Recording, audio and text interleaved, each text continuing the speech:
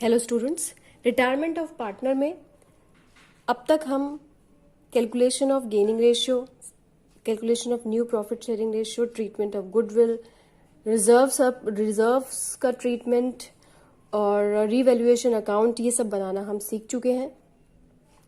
पिछले चैप्टर्स में भी हमने ये सब सीख लिया था, तो अब तक आप ये सब समझ चुके होंगे। आज हम बात करेंगे रिटायरमेंट में कि टोटल अमाउंट जितना भी पार्टनर को देना है उसको हम कैसे कंप्यूट हमें करना है और फिर एंड में इसका पेमेंट हमें कैसे करना है। तो total computation of amount due to retiring partner आज हम फाइंड आउट करेंगे कि ये कैसे कैलकुलेट करते हैं और फिर बाद में पेमेंट कैसे की जाती है।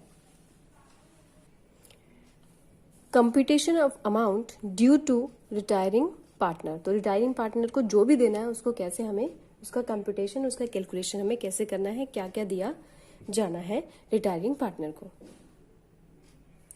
तो टोटल हमें रिटायरिंग पार्टनर को कितना देना है, इसके लिए हमें पार्टनर कैपिटल अकाउंट को फिर से एक बार रिवाइज करना पड़ेगा कि इसमें कौन कौन सा अमाउंट आता है। इसकी क्लास भी मैं एक पहले आपकी ले चुकी हूँ, पिछली क्लासेस में हम डिस्कस कर चुके हैं। It is just a revision for you.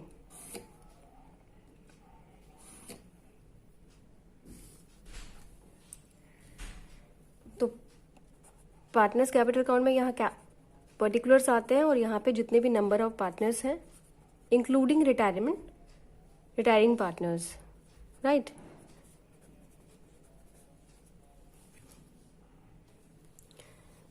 तो आप सभी जानते हैं सबसे पहले बाय बैलेंस ब्रॉट डाउन हमें लिखना है, ठीक है, तीनों का इंक्लूडिंग रिटायरिंग पार्टनर। जैसे कि लास्ट क्लास में भी मैंने आपको बताया था, इसके लिए हमें OAG फॉलो करना पड़ेगा। O मतलब ओपनिंग बैलेंसेस, A मतलब एक्यूमुलेटेड प्रॉफिट्स और G मतलब गुडविल, ठीक है। तो उसके लिए ये आपको याद करने का तरीका है OAG, opening balances, accumulated profit and losses और गुडविल। तो बाय बैलेंस ब्रॉट डाउन लिखेंगे सबसे पहले। फिर हमने बात की एक्यूमुलेटेड प्रॉफिट्स की, तो एक्यूमुलेटेड प्रॉफिट्स में क्या आता है, जनरल रिजर्व्स आते हैं। जितने भी हमारे रिजर्व्स है या एक्यूमुलेटेड प्रॉफिट है, प्रॉफिट एंड लॉस का क्रेडिट बैलेंस है तो इधर आ जाएगा, ठीक है। कोई कंटिंजेंसी रिजर्व है तो इधर आ जाएगा, ठीक है।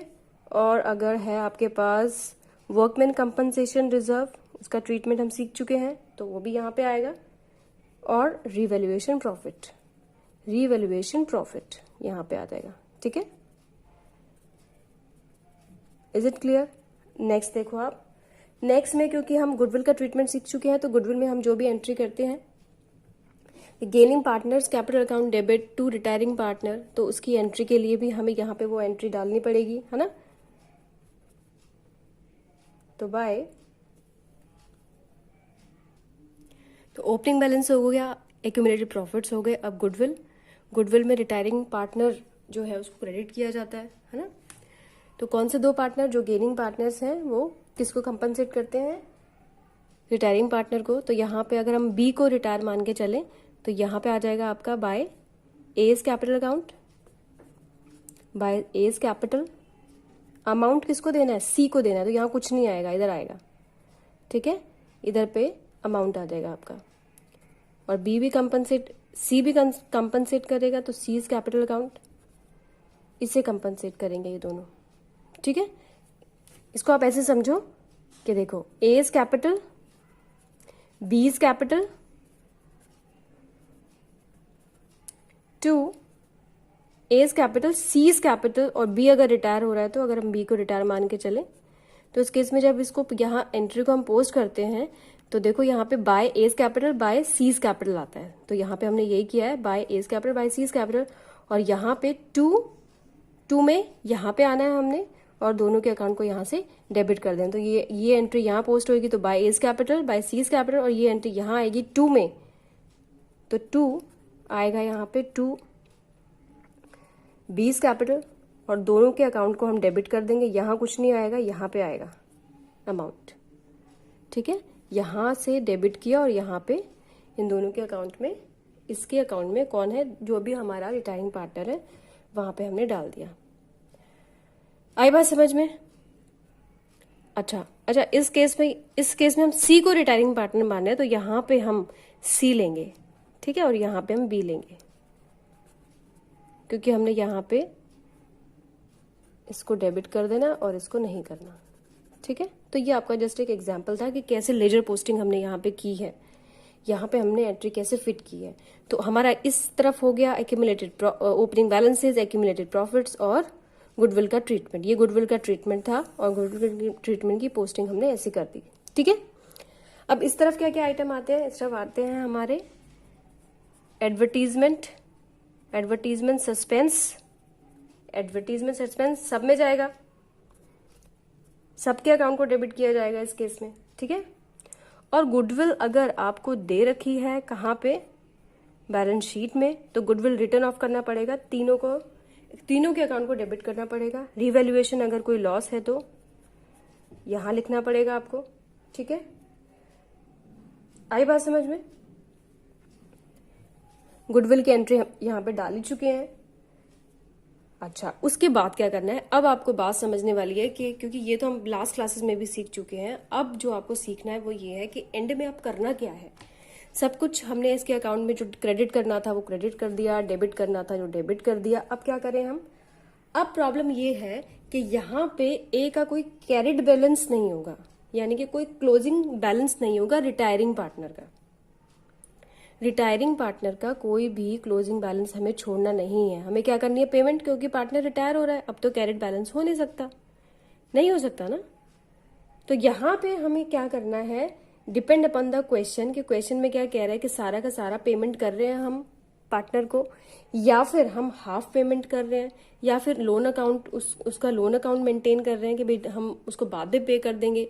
तो उस केस में हम क्या कर रहे हैं, वो एंट्री हमें यहाँ पे करनी पड़ेगी, ठीक है। कैसे, जैसे मानो अगर हम फुल पेमेंट कर रहे हैं पार्टनर को, फुल पेमेंट, अगर हम फुल पेमेंट कर रहे हैं यानी कि पूरा बैंक अकाउंट का बैलेंस, बैंक अकाउंट के थ्रू उसको सारी पेमेंट कर रहे हैं, तो यहाँ पे क्या एंट्री होनी चाहिए, बताओ क्या एंट्री होनी चाहिए।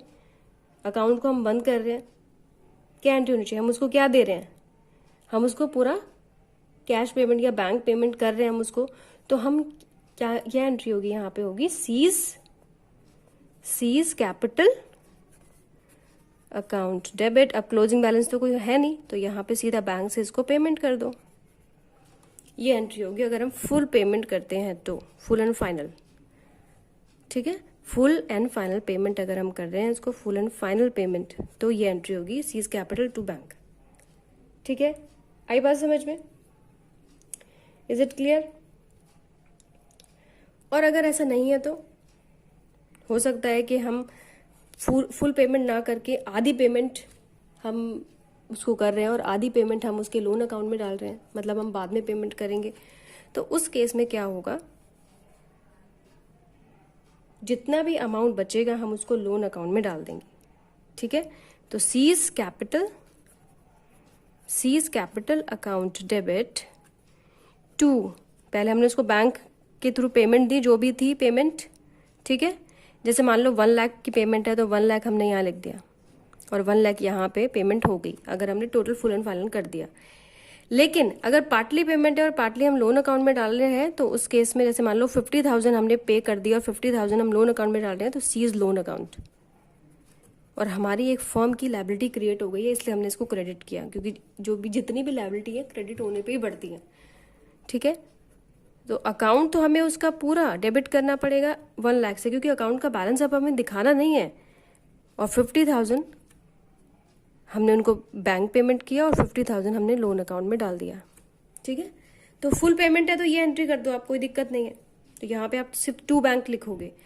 लेकिन अगर पार्टली पेमेंट है कि आधा लोन अकाउंट में जा रहा है, तो उस केस में आप क्या करोगे, थ्रू लोन अकाउंट। अगर लोन अकाउंट के थ्रू है तो उस केस में आपको क्या करना पड़ेगा, लोन अकाउंट में अमाउंट डालना पड़ेगा, ठीक है।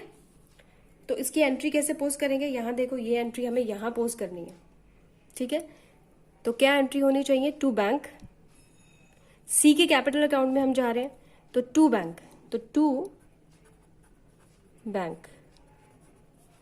टू बैंक यहाँ पे हमने उसको कैश पेमेंट कर दिया, और बाकी जो अमाउंट है हमने उसके कैपिटल अकाउंट में डाल दिया, तो C is loan account, C is loan account, और जो बाकी अमाउंट है उसके लोन अकाउंट में यहाँ चला जाएगा। ठीक है, तो अब जो कैरेड बैलेंसेस बचेंगे, टू बैलेंस कैरेड डाउन जो बैलेंसेस बचेंगे वो सिर्फ इसका बचेगा, इसका नहीं बचेगा। ठीक है, क्योंकि ये तो लोन अकाउंट में चला गया, ये लोन अकाउंट में चला गया, ये पेमेंट कर दिया हमने, तो सिर्फ कैरेड डाउन अब बचेगा ए और बी का, क्योंकि ए और बी ही अब रिमेनिंग पार्टनर्स है। ये क्लियर है? तो ये था कि भाई कंप्यूटेशन करके और उसके बाद पेमेंट कैसे करनी है हमने, तो उसके लिए ये दो एंट्री भी होती है। फुल एंड फाइनल पेमेंट है तो सिर्फ ये, और पार्टली पेमेंट है तो इसी क्वेश्चन में इसी से रिलेटेड हम एक क्वेश्चन ले लेते हैं टीएस ग्रेवाल का, इससे आपको और अच्छे से क्लियर हो जाएगा।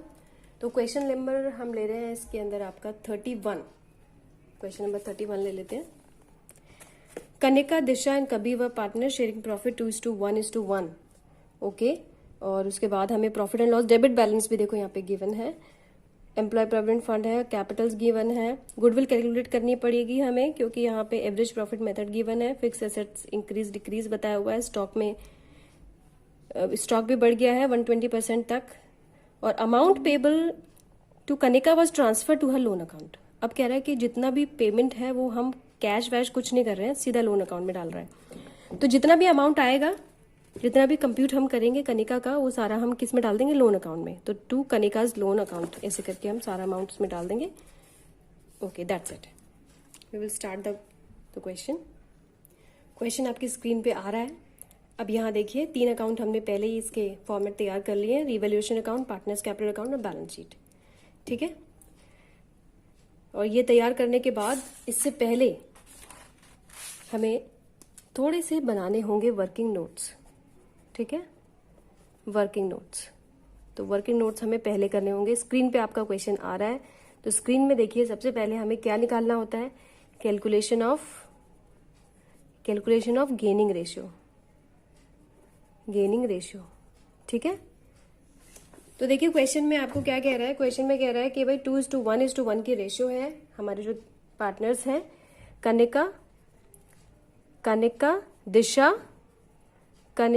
दिशा एंड कबीर, और इनकी जो प्रॉफिट शेयरिंग रेशियो है वो है 2:1:1। ये आपको कहीं ना कहीं मेंशन लिखना पड़ेगा जिससे कि आपको ध्यान रहे। उसके बाद कह रहे हैं कि पार्टनर 1 अप्रैल 2016 को पार्टनर रिटायर हो गया है। कौन रिटायर हो गया? कनिका रिटायर्ड। क्वेश्चन में देखिए, Kanika is retiring, Kanika the first one, तो ये पार्टनर हो रहा है आपका रिटायर। ठीक है, तो इसको आप ऐसे सर्कल या स्क्वायर कर सकते हो, ये पार्टनर रिटायर हो रहा है। ओके, अच्छा, तो पार्टनर जब भी रिटायर होता है और उसमें नई प्रॉफिट शेयरिंग रेशियो के बारे में या एक्वायरिंग के बारे में कुछ मेंशन नहीं होता, तो उस केस में यही रेशियो जो होती है वो कौन सी रेशियो हो जाती है, हमारी गेनिंग रेशियो। तो गेनिंग रेशियो हमारी कौन सी होगी, 1:1। तो यहाँ पे आप लिख दोगे, एक नोट बना के भी लिख सकते हो आप,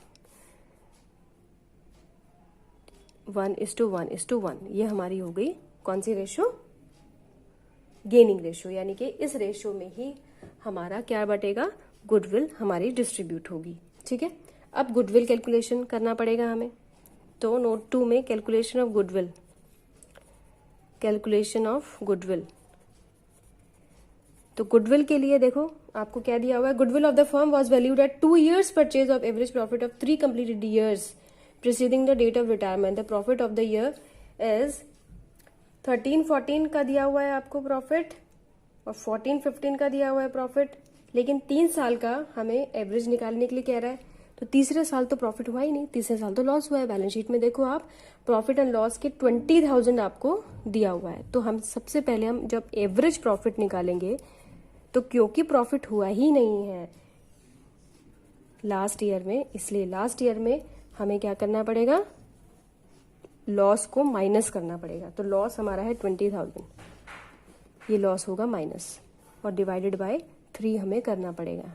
तो यहां से आ जाएगा आपका एवरेज, तो यहाँ पे आ जाएगा हमारा 2,10,000 डिवाइडेड बाय 3 करेंगे, ये आ जाएगा 70,000। और गुडविल हमारी आ जाएगी, क्योंकि देखो क्वेश्चन में 2 years परचेज है, तो 70,000 मल्टीप्लाई बाय 2, तो 1,40,000 यहाँ पे आ गया हमारा। लेकिन इसमें कनिका का शेयर कितना है, क्योंकि कनिका रिटायर हो रही है, तो कनिका का शेयर निकालेंगे, कनिका का शेयर निकालेंगे, शेयर ऑफ गुडविल। तो कनिका का शेयर ऑफ गुडविल आएगा, जितना भी इसका शेयर था, इसका शेयर कितना था, 2, 3 और 1 4, यानी कि 2/4। ठीक है, तो यहाँ पे हमें 2/4 करना पड़ेगा।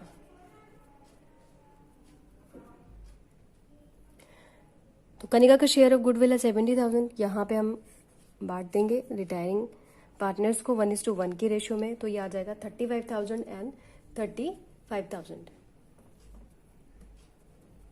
35,000 और 35,000, जो भी हमारे पार्टनर्स बचे हैं, जो कि है दिशा और कबीर। ठीक है, चलो अब वर्किंग नोट हमारा हो गया है। अब यहाँ पे हम अपना क्वेश्चन स्टार्ट कर लेते हैं, सारी इंफॉर्मेशन हमें मिल गई है। अच्छा, एक चीज़ और है क्वेश्चन में, देखो आप एसेट साइड में प्रॉफिट एंड लॉस गिवन है 20,000, तो इसका भी वर्किंग नोट हम कर लेते हैं कि profit and loss debit balance है हमारे पास, यानी कि लॉस है, डेबिट बैलेंस है। ठीक है, तो डेबिट बैलेंस तो बटेगा भाई 20,000 आपका तीनों पार्टनर्स में बटेगा, तीनों पार्टनर्स में किस रेशियो में डिस्ट्रीब्यूट होगा, ये रेशियो में डिस्ट्रीब्यूट होगा 2:1:1:1 में। ठीक है, तो 20,000 को हम बांटेंगे 2, 3 और 1 4, और ये आ जाएगा आपका 10,000, ये आ जाएगा आपका 5,000, और ये आ जाएगा आपका 5,000। ठीक है, तीनों पार्टनर्स का, बस that's it. Let's start the question now. तो क्वेश्चन में गुडविल का पार्ट हम कर चुके हैं, तो अब एक काम करते हैं कि गुडविल की एंट्री भी हम कर ही लेते हैं यहाँ पे, है ना, गुडविल की एंट्री हम कर लेते हैं इधर। तो यहाँ देखो 35,000 दिशा एंड कबीर देंगे, किसको देंगे, कनिका को देंगे। तो यहाँ पे लिखना पड़ेगा आपको by Disha and by Kabir. किसको दे रहे हैं ये, कनिका को। ठीक है, कितना कितना दे रहे हैं, यहाँ देखो 35,000 एंड 35,000, तो 35,000 एंड 35,000। ठीक है, इज इट क्लियर। और इनके अकाउंट को यहाँ पे करना पड़ेगा डेबिट, तो किसके नाम से, कनिका के नाम से, तो टू कनिका। ठीक है, आई बात समझ में। तो कितना, 35,000 and 35,000।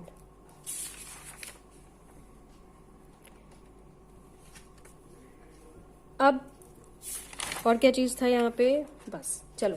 Fix assets were to be increase 3 lakh, fix assets हमारी 3 लाख हो गई हैं। इससे पहले जो हमारी फिक्स एसेट्स थी वो थी 2,40,000, इसका मतलब 60,000 बढ़ गई हैं। तो यहाँ पे हम लिखेंगे बाय फिक्स्ड एसेट्स, क्योंकि एसेट्स हमारी बढ़ गई हैं, 60,000 बढ़ गई हैं, तो हमें सिर्फ यहाँ पे डिफरेंस लेना होता है। ठीक है, नेक्स्ट देखो आप, नेक्स्ट क्या कह रहा है, stock was to be valued at 1,20%, यानी कि 20% बढ़ गया। तो बाय स्टॉक हमें लिखना पड़ेगा इधर, कितना % बढ़ गया है, तो पहले कितना था, तो 20,000 यहाँ पे बढ़ गया है, 20,000, और इसके अलावा और कुछ भी नहीं है। तो यहाँ इसका मतलब ये हुआ कि रिवैल्यूएशन हमें यहीं पे ही क्लोज करना पड़ेगा, और कुछ भी चेंजेस नहीं है। तो ये टोटल आएगा हमारा कितना, 80,000, और 80,000 को हमें बांटना पड़ेगा तीनों पार्टनर में, to profit transferred to Kanika, Disha and Kabir, Kanika, Disha and Kabir, तीनों पार्टनर्स में बटेगा ये। यहाँ पे हम बांटेंगे 80,000 को, तो ये 2:1:1 की रेशियो में, तो यहाँ पे ये आएगा आपका 40,000, 20,000 एंड 20,000। ठीक है, तो ये हो जाएगा आपका 80,000। अब इस प्रॉफिट को हमें किसको देना है, पार्टनर्स को देना है। तो by revaluation profit 40,000, 20,000 and 20,000। Is it clear, okay. Next अब ले लेते हैं हम बैलेंस शीट, कि बैलेंस शीट में पार्टनर्स के कैपिटल बैलेंसेस, बैलेंस शीट में हम जाएंगे, लायबिलिटी साइड आइए आप। लायबिलिटी साइड में क्रेडिटर्स गिवन है, तो क्रेडिटर्स में कोई चेंज नहीं है, एज इट इज लिख दो आप 53,000। एम्प्लॉयज प्रोविडेंट फंड मैंने बताया था आपको लास्ट क्लास में भी कि इसमें ये एक फर्म की लायबिलिटी है, इसलिए यहाँ पे इसको लायबिलिटी साइड में ही दिखाया जाएगा। एम्प्लॉयज प्रोविडेंट फंड 47,000, ठीक है।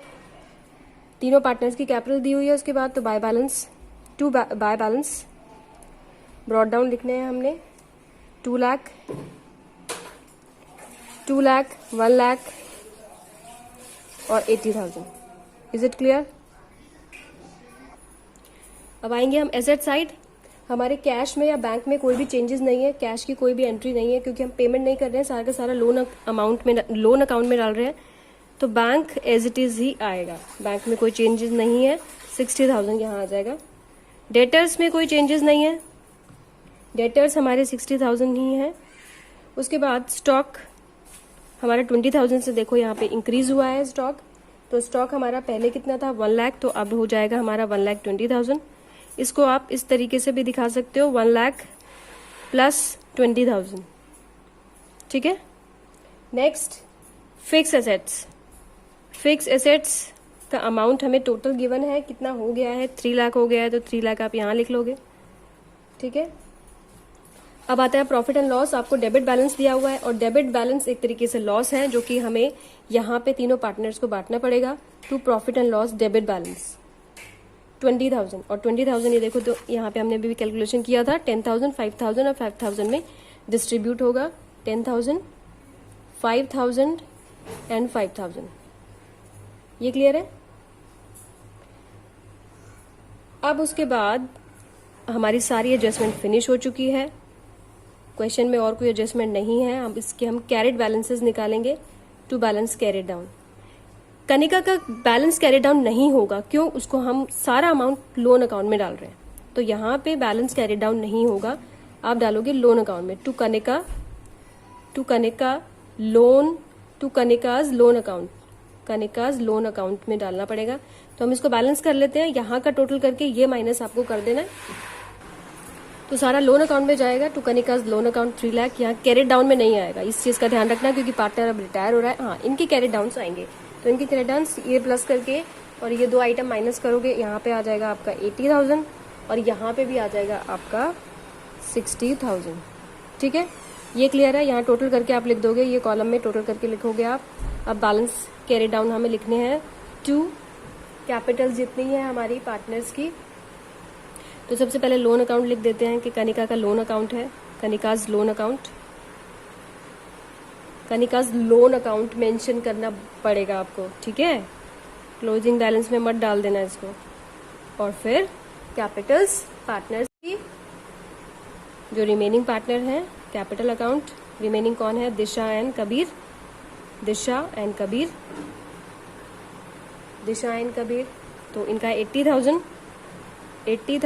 एंड 60,000, 18,000 एंड 60,000 हो गया, तो टोटल आ गया 1,40,000। इसके अलावा बैलेंस शीट में और कुछ भी गिवन नहीं है, सारी एडजस्टमेंट हमारी हो चुकी है। इन दोनों का टोटल कर लेते हैं, जिससे कि हम कंफर्म हो जाएंगे कि हमारा क्वेश्चन सही हुआ है। दोनों यहाँ पे टोटल किया हमने, आ गया 540 और 540, तो दोनों हमारा बैलेंस एसेट साइड और बैलेंस जो हमारी लायबिलिटी साइड है, दोनों इक्वल आ गई है। इट मीन्स हमारा क्वेश्चन, हमारा सोल्यूशन एकदम करेक्ट है। तो आई होप आपको आज की क्लास पसंद आई होगी बच्चों। इस तरीके से आपको पूरा फुल फ्लैश और कंप्लीट क्वेश्चन करना है रिटायरमेंट का।